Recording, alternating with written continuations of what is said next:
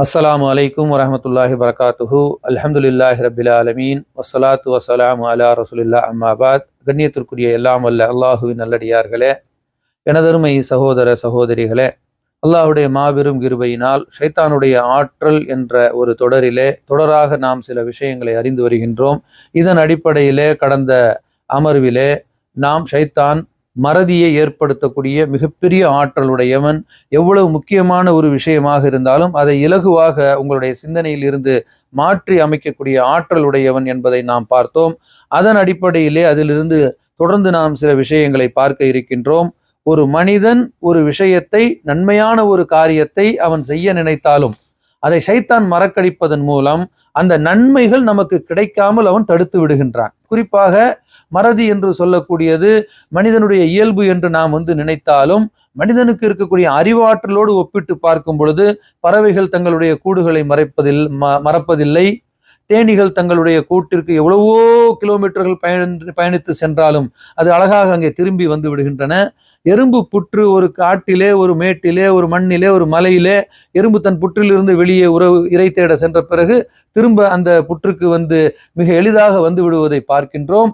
ஆக இப்படிப்பட்ட உயிரினங்களுக்கெல்லாம் இல்லாத ஒரு மறதி மனிதனுக்கு மட்டும் எப்படி ஏற்படுகிறது என்று சொன்னால், ஷைத்தான் நல்ல காரியங்களை நீங்கள் செய்வதில் தான் உங்களை மறக்கடிப்பான். தீய விஷயங்களை நீங்கள் சிந்தித்தால் அதை ஞாபகப்படுத்துவான்.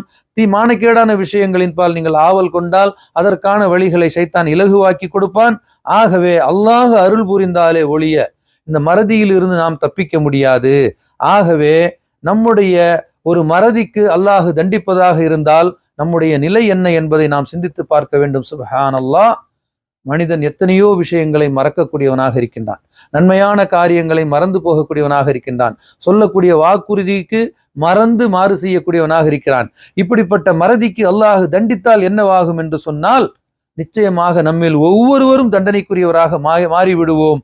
ஆகவே சர்வ சாதாரணமாக நாம் 4 ரக்காத்தை தொழும் பொழுது 3வது ரக்காத்தா 4வது ரக்காத்தா என்ற சந்தேகத்தையும் மறதியையும் ஏற்படுத்தக்கூடிய ஷைத்தான் நாம் ஒருவருக்கு கொடுக்கக்கூடிய வாக்குறுதியை மறந்துவிட செய்வானே. ஆனால் மறுமையிலே வாக்குறுதிகள் விசாரிக்கப்படும் என்று அல்லாஹ் சொல்லுகின்றானே.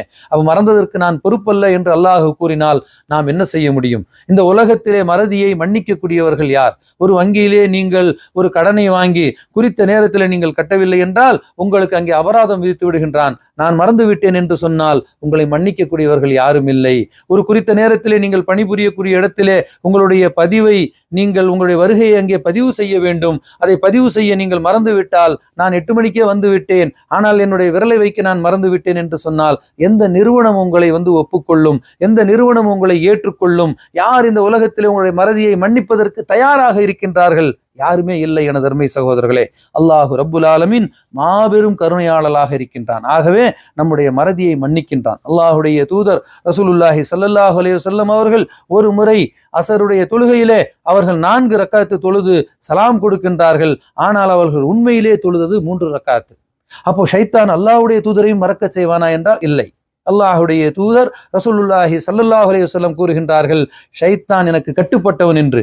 ஆனாலும் மனிதர்களாகிய நாம் இவ்வாறான ஒரு தவறு இழைக்கும் பொழுது அதற்கு என்ன பரிகாரம் என்பதை அல்லாஹுடைய தூதரை கொண்டு அல்லாஹ் நமக்கு வழிகாட்டி இருக்கின்றான். அல்லாஹுடைய ரசூல் ஸல்லல்லாஹு அலைஹி வஸல்லம் கூறுகின்றார்கள், நான் 4 தான் தொழ வைத்தேன் என்று. அப்போது என்ன செய்கின்றார்கள்? அங்கே சஹாபாக்கள் இல்லை, நீங்கள் 3 தான் தொழ வைத்தீர்கள். அப்ப எல்லோரும் 3 தான் என்று சொன்ன பிறகு மீண்டும் நபி ஸல்லல்லாஹு அலைஹி வஸல்லம் என்ன செய்கின்றார்கள்? ஒரு ரக்கத்தை தொழ வைக்கின்றார்கள் என்ற செய்தியை பார்க்கும் பொழுது, அப்போ நாம் மறந்து விட்டால் என்ன செய்ய வேண்டும் என்ற பரிகாரத்தை அல்லாஹு ரப்புல் ஆலமீன் நம்முடைய தூதராம் முஹம்மது ரசூலுல்லாஹி ஸல்லல்லாஹு அலைஹி வஸல்லம் அவரிடமிருந்து அழகான முன்மாதிரியை நமக்கு காட்டி கொடுத்திருக்கின்றான். ஆகவே மறதியை அல்லாஹ் குற்றம் பிடிப்பதாக இருந்தால் இந்த பூமியின் மேற்பரப்பில் இருக்கக்கூடிய யாருமே தப்ப முடியாது. எல்லோருமே மறுமைக்கு தண்டனைக்கு ஆகிவிடுவார்கள். அப்படிப்பட்ட தண்டனைக்கு நாம் ஆளாகிவிடக் கூடாது என்பதற்காக கஃபூர் ரஹீமாக இருக்கக்கூடிய ரஹ்மான் மனிதர்கள் மீது கருணை புரிந்திருக்கின்றான். நம் மீது கருணை புரிந்த காரணத்தினால் அல்லாஹு ரப்புல் ஆலமீன் அழகான தன்னுடைய திருமறையில் இருந்து சில வாசகங்களை பிரார்த்தனையாக நமக்கு கற்றுக் கொடுக்கின்றான். ரப்பனா லா துஆஹிதுனா இன் நஸீனா, இறைவா நான் மறந்து விட்டவற்றில் எங்களை குற்றம் பிடிக்காது இருப்பாயாக. எத்தனையோ வக்து தொழுகைகளை ஒருவேளை நாம் தொழ மறந்து இருக்கலாம். அது எப்படி தெரியும்? நினைவு வந்தால் தான் தொழுது இருப்போமே.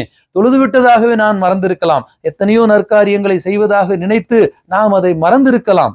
ஆக நாம் மறந்து விட்டவற்றில் குற்றம் பிடிப்பதாக இருந்தால் அல்லாஹுடைய பிடியில் இருந்து யாருமே தப்ப முடியாது. இன்ன பத்ஷ ரப்பிக லஷதீத், அல்லாஹு சொல்லி காட்டுகின்றான், என்னுடைய பிடிபடு பயங்கரமானது.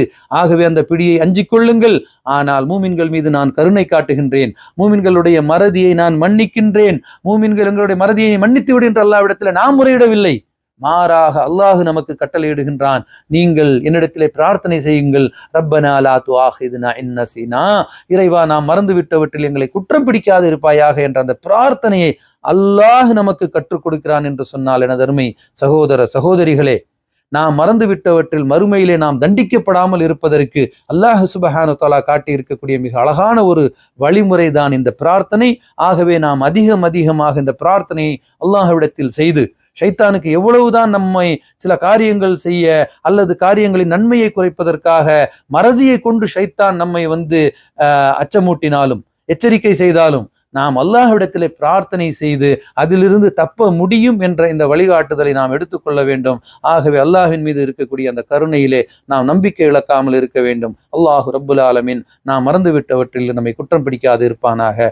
வாஹிரு தாவானா அல்ஹம்துலில்லாஹி ரப்பில் ஆலமீன். வஸ்ஸலாமு அலைக்கும் வரஹ்மத்துல்லாஹி வபரகாத்துஹு.